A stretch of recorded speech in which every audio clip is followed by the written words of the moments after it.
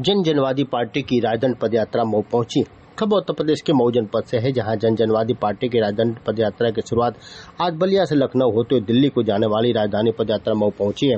आपको बता दें कि राष्ट्रीय अध्यक्ष संजय सिंह चौहान के नेतृत्व में बलिया से जनसभा आयोजित कर झंडी दिखाकर पदयात्रा को आगे रवाना किया गया है, जो आज मऊ जनपद पहुंचकर कलेक्टर परिसर में जनसभा की और ज्ञापन सौंपा है।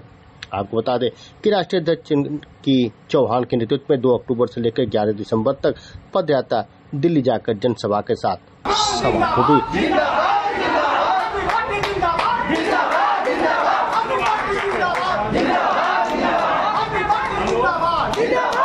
कहाँ चले?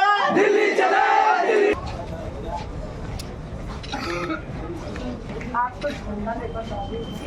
नेतृत्व में 2 अक्टूबर से बागी बलिया की धरती से राजदंड पदयात्रा दिल्ली के लिए निकली है और आज मऊ पहुंची है। तो क्या राजदंड है?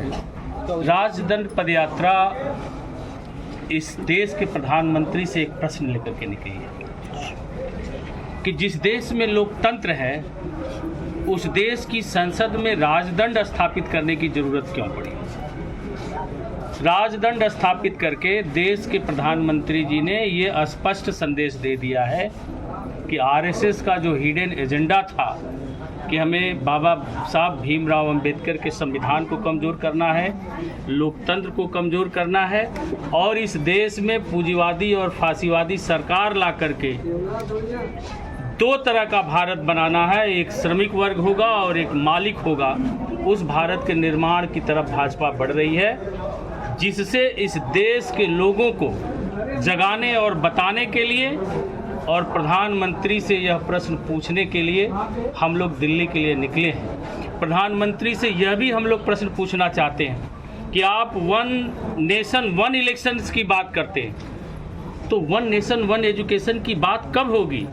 जो शिक्षा राष्ट्र का निर्माण करती है उस शिक्षा में ही 2 तरह की शिक्षा होगी, गरीबों के लिए अलग और अमीरों के लिए अलग। तो 2 तरह का भारत बनेगा, तो 2 तरह का भारत का निर्माण होगा।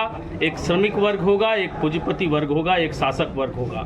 तो इन सब सवालों को लेकर के हम सब लोग लेकर के दिल्ली के लिए निकले हैं।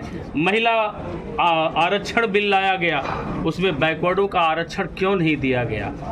जातीय जनगणना क्यों नहीं कराई जा रही है?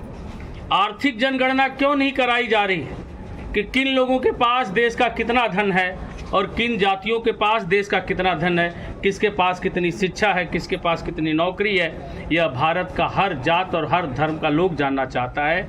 इन सब सवालों को लेकर के और इस देश के लोगों को इन सब सवालों पर खड़ा करते हुए हम लोग दिल्ली के लिए निकले। अभी आप लोगों का यात्रा किन किन शहरों से होकर गुजरा है और आगे किन किन शहरों से होकर गुजरेगा? हम लोग बलिया से 2 अक्टूबर को नराव गांव से यह पदयात्रा का शुभारंभ हुआ महात्मा गांधी जी की जयंती पर, और बलिया के विभिन्न नगर पंचायतों का भ्रमण करते हुए बलिया डिस्ट्रिक्ट हेडक्वार्टर पर 9 तारीख को हम लोग पहुँचे और वहाँ से फिर लगातार नगरा होते हुए, रसड़ा होते हुए और रतनपुरा होते हुए हम लोग यहाँ पहुँचे हैं और आगे हम लोग यहाँ से निकलेंगे, फिर आजमगढ़ जाएंगे। आजमगढ़ से अम्बेडकर नगर, बस्ती, गोंडा, बलरामपुर, बहराइच, श्रावस्ती होते हुए हम लोग लखनऊ। बार आप लोगों ने ये बताया है कि 6 तारीख को रामलीला मैदान, क्या होने वाला है 6 तारीख को रामलीला मैदान? 6 तारीख को हम लखनऊ के इको गार्डन में 9 नवंबर को पहुंचेंगे और 11 तारीख को 11 दिसंबर को हम लोग रामलीला मैदान दिल्ली में पहुंचेंगे। और जो लोग देश को बचाना चाहते हैं, जो लोग संविधान को बचाना चाहते हैं, जो लोग लोकतंत्र को बचाना चाहते हैं, वे सभी लोग, वो सभी भारत के वासी रामलीला मैदान में 11 दिसंबर को इकट्ठा होकर के देश के सम्राट हैं जो प्रधानमंत्री, उनसे ये सवाल करेंगे।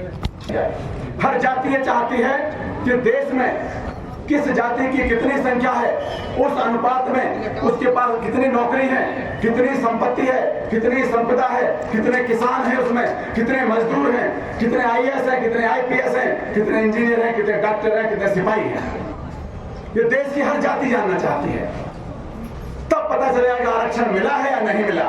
नहीं सकते, उठ चल के नहीं सकते, और सुरक्षा के नाम पर कुछ नहीं, दवाइयों के नाम पर कुछ नहीं। जो सवाल करेगा सम्राट उसका यही हाल करेगा, क्योंकि डबल इंजन की सरकार है, सबको रोन देगा, लेकिन ये रोकने का काम अब नहीं चलेगा।